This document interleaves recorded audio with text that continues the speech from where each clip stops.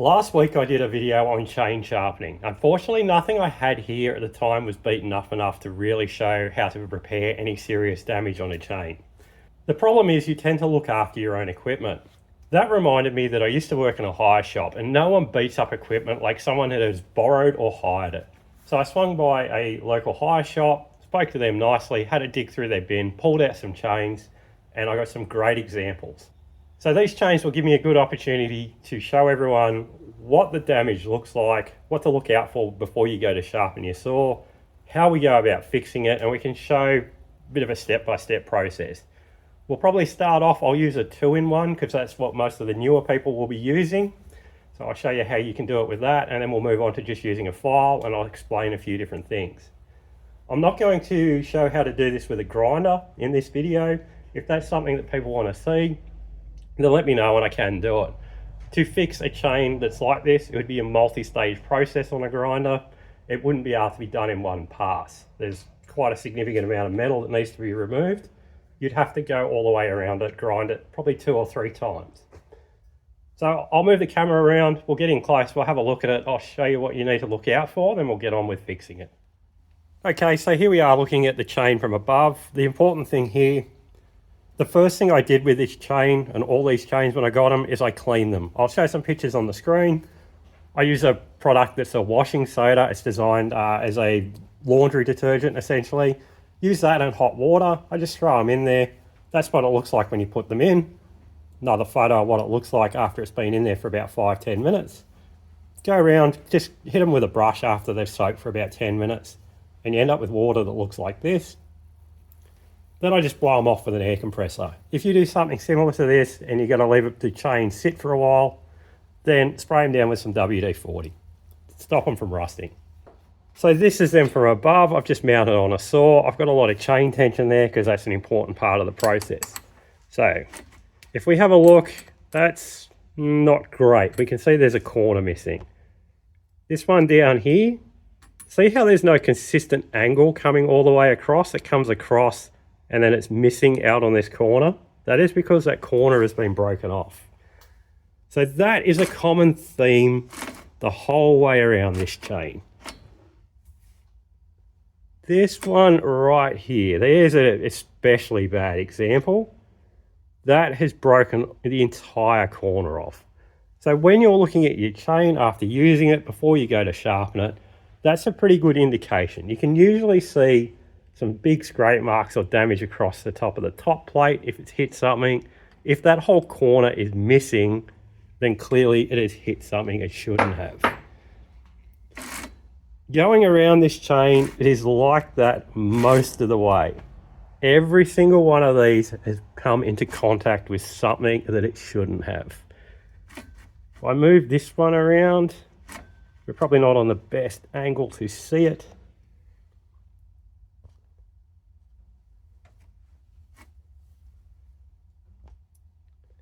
Hopefully that's pretty obvious on the camera. That has some damage. That has taken that entire corner off. The one behind it on this opposite side is actually even worse, which is good. So you can see all that metal's missing from up in the corner there. So we've got some work to do here. It should be a nice straight line all the way across. What I'll do is I'll move the camera and we'll look at it from the side so you can have a look to see what you should be looking out for there. And here we are looking at the outside of the chain. Now, it probably doesn't look too bad if you don't know what you're looking for. For anyone that's interested, these chains are Archer 38063 gauge. It's a semi-chisel chain. If you want my opinion on Archer chains, then I have used some in the past. I no longer use them. My opinion on the bars, I've had ice cream that's much more durable than the bars. Everyone has their own opinion. Different people have different experience. I don't buy any of their products. If anyone wondering, it says Archer Australia.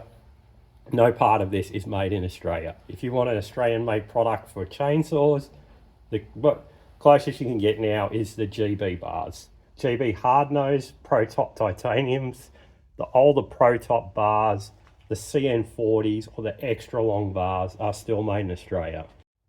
Okay, so that's that cutter from the side. If I grab one of these other chains that has way less damage on it and put it in front of it, hopefully we can see the difference. See how the top plate is extending out the front there? We've got that little beak hanging out, but that one's got nothing.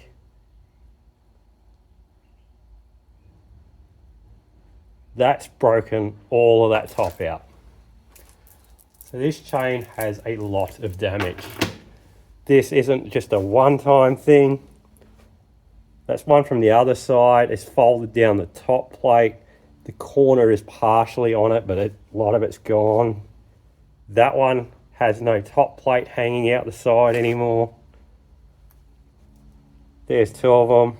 Obviously this one at the back, that entire corner of the top plate's gone. We look at it from the inside, this one's folded down all the top and it's broken the chrome off. So as we can see, this chain has a lot of damage and there's some work to be done here. So might as well get on with it. So I'll start off by just picking any random tooth. You would normally go around and try and find the most damaged one. Given every one of these is in very bad shape, I don't care about that.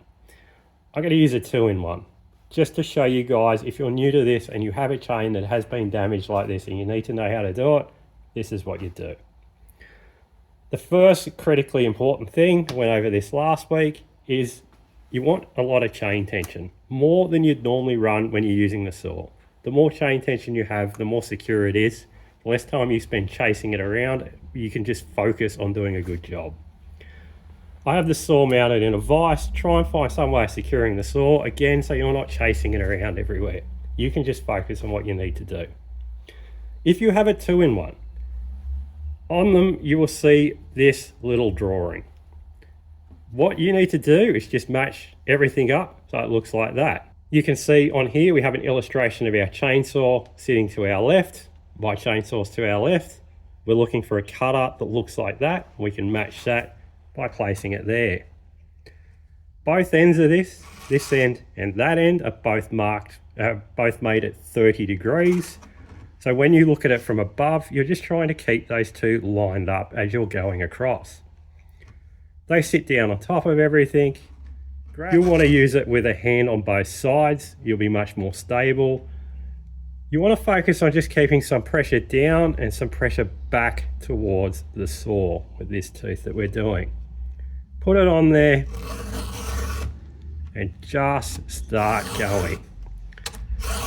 As I was saying in that video last week, there is a time and a place to count file strokes. What I was doing then with that chain, counting file strokes was a good idea. What I'm doing here, it's not. We've got to go until we get a clean cutting surface the whole way across this. A big part of the problem we're going to face with this chain and sharpener combination is their 3/8 version uses the smaller files, the 1364 or 5.2mm. These chains are quite tall. They're a copy of an older Carlton design and they really need that bigger file. So it's going to look a little weird at first anyway. What we want to do is keep filing until we've achieved a nice clean surface the whole way across the top of this top plate. So if I move the camera,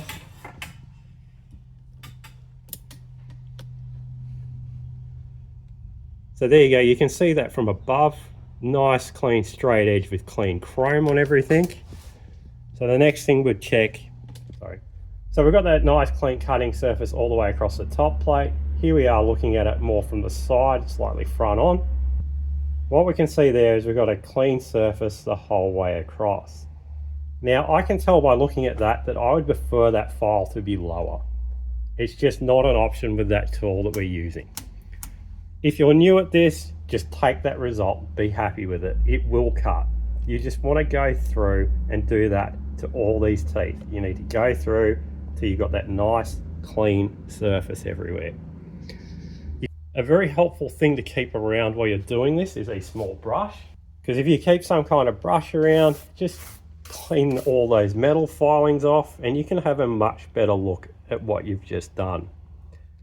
So that cutter is actually fixed, it's ready to go. The 2-in-1 means we don't have to come back and do anything to that, which is pretty good.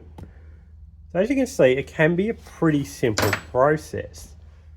I'll do another one with the 2-in-1, try and have the camera up above me a bit more so you can see it from above, get a better idea. I know this isn't the best angle, but it's difficult for me to get the camera set up behind me. So while I'm doing this, what I'm focused on when I'm using the guide is just keeping an eye on this leading edge of the top plate here. It's broken off, it's bent, it's everything about this here is quite bad. So I'm looking for that to all fall back into line. Nice clean surface, clean chrome. That's a pretty good indication that we've removed enough once we've gone to that point. Then you'll want to look at it from the front and probably the outside as well where possible, just to make sure you have that clean, bright metal surface the whole way across. So we'll do another one.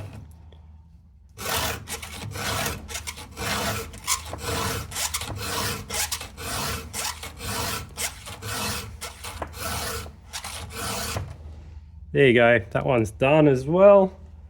Quick look, yep, everything's fine there. Let's just brush it off.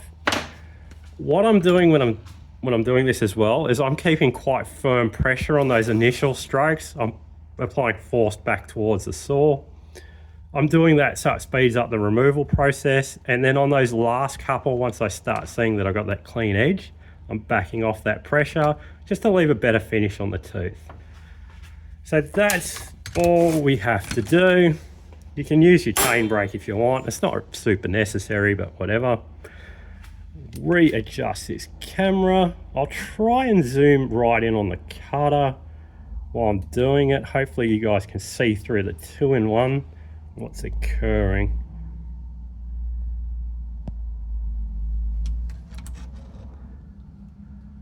So hopefully you can just make out that cutter through there.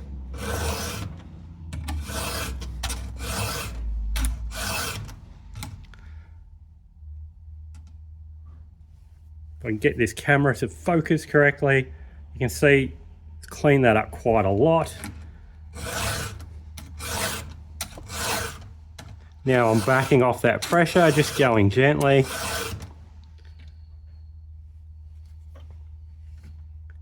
And we're done. This chain is relatively soft. It's been a few years since I've used this stuff. It's pretty quick going actually. Can't complain there. 2-in-1s are actually, the 2-in-1 guys are actually quite efficient at removing a lot of metal because there's quite a large surface that you're grabbing hold of. It's easy for you to apply pressure. So they work pretty well. So if that's the kind of tool that you're familiar with using and you're happy with doing it like that, or you're new to this, that's a great option. That's not exactly the cutter result that I'm looking for. I prefer using surround file. So I'll show you how to do it with one of them. Okay, now we're just going to use a 7/32 or a 5.5mm file. This chain's reasonably low in the cutter height too, actually. I'm going to be clearing out a fair bit of the bottom of this tooth, just so I can get the file at the right height. I'll try and keep a focus on it. We can see what happens. All right, so there's that cutter in all its glory. It's definitely seen better days. So I'm going to go in with the file. I will probably have some down angle or file tilt. That's just what I do. And I'm just going to have at it. These first few strokes, I'll have to try and show this somehow. If you see in the bottom of the gullet here, I'm about to remove it. I'm not saying you have to clear out the gullet. It should naturally occur. But due to the factory grind that was on this and how much has been removed, I need to go down before I start going back. So that's what's about to happen.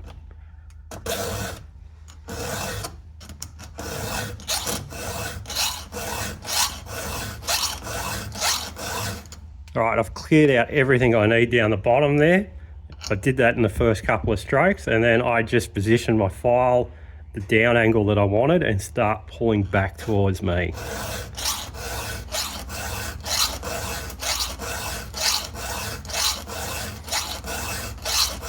You can see that's cleared up completely across to the corner. Something you'll notice as well, people talk about cutters getting hot when you grind. That actually is very hot just from the file. Anything you're doing to remove that metal is going to create friction and it's going to be hot. Back that pressure off. we're done. That one's good. Same deal as before. If you have a brush, clean it off, check your work. You can see there's a little bit hanging out that corner. That's just a bit of chrome that's flaked off. You can clean it up with your finger. Bright shiny metal the whole way across. We're doing okay. So that will do. Actually, looking at it on camera where it zoomed right in, maybe I need just a little bit more there.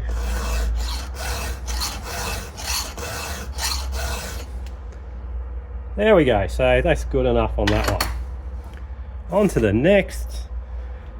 Okay. This is going to be more advanced sort of stuff for people. Something you can choose. So in this wooden handle that I was just using is a third premium file. In this handle here is a third from the comfort line or the control line. I can't remember what it's called. The 2-in-1s come with this style of file. They have a different pattern on them and their cut rate is much more aggressive than what you'll get from them. The velour files sit in between. I'd say the cut rate's closer to the third premiums. So I'll move to the more aggressive cut and it will probably clear this out with a little less effort.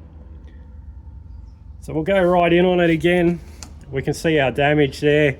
So again, just like before, the first few I'm going to be holding the file flat and I'm going to go down. You can hear the resistance there. You can see where I've started just clearing nothing but down. That's just because I need to make room for this file in this chain. I've cleared enough there. Now I'm going to get my file angle and I'm going to start pulling it back.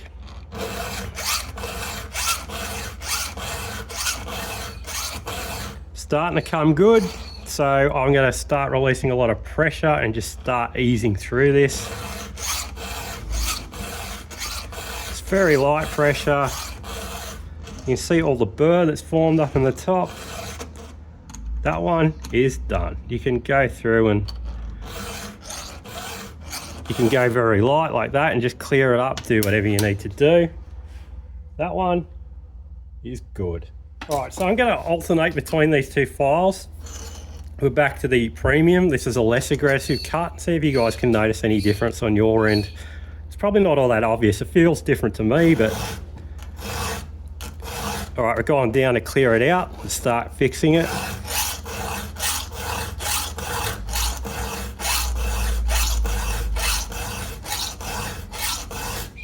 Done. Next. First couple, just clear that out so it's not in my way.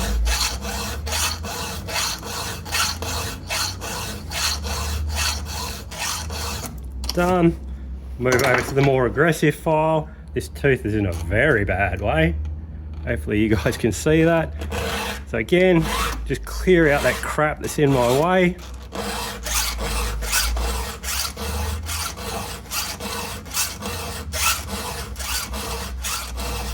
A lot of that corner's missing. That one's done.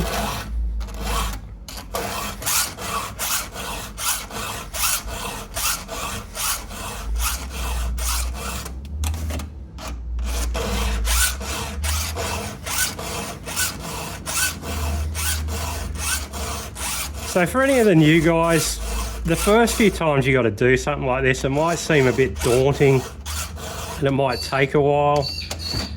It is slow going at first. There's not much you can do about that, especially if you're dealing with a lot of damage. But as you can see, with a bit of time and a bit of practice, and wow, that one's very, very bad.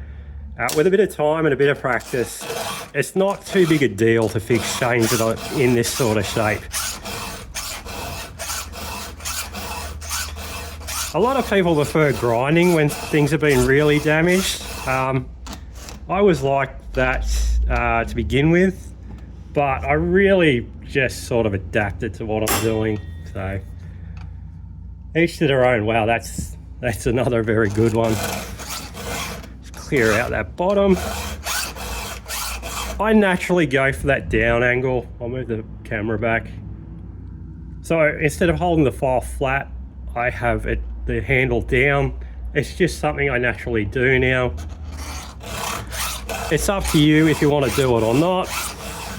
I don't see any harm in it. Generally most chains benefit from it, so you know, why not? It doesn't add any extra anything. I'll zoom that back in a bit, give you a few different angles. So this one's missing that corner as well. They're just down. All I've done is cleared out that lower section. I haven't touched anything up above. Now we're into it. Quite a lot of pressure. I can see all the chrome rolling off the corner.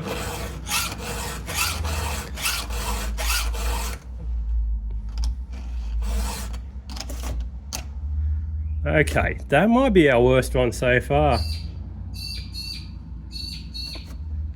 That's not great. But anyway, we can fix that.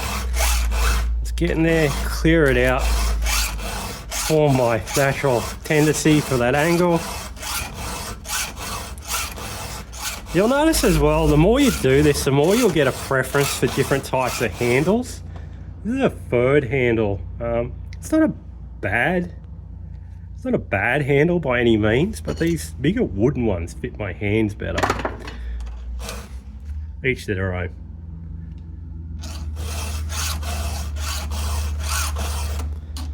Another one down. Another very good one.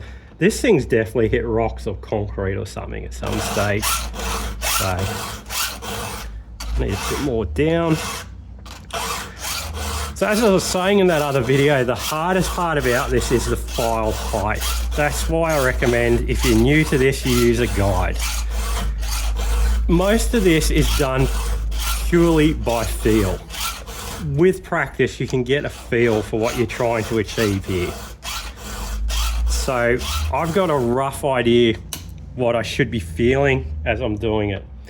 Same as knowing when to stop. I'm not stopping to check what I've done. You can feel the difference in resistance as you're pulling through.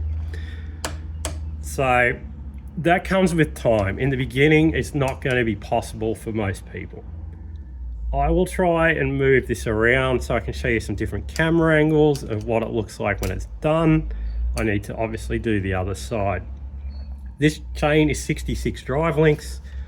I have talked my whole way through this. I don't know how long this video is, but you've got a rough idea of how long it took me when I was doing it like that. Realistically, this is not a big job. Once you have that experience, this wouldn't faze me doing it anywhere I've got to do it. It doesn't take a long time. So yeah, it can be different with different types of chain. Different brands are a bit harder than this. This feels somewhere around the old Oregon, like LGX style. A lot of the Carlton chains sort of feel like this. The Husky chains, the X-Cut chains feel a lot like this. It's softer than the Oregon EXL, and it's softer than the Still from a feel when you're actually filing it. So yeah, they're all different. But yeah, I'll move it around, get some different angles of it so you guys can see what happened. If you want to see this done in a different way or with some different tools, then let me know and I can do what I can. And yeah, we'll hopefully just get on with it from here.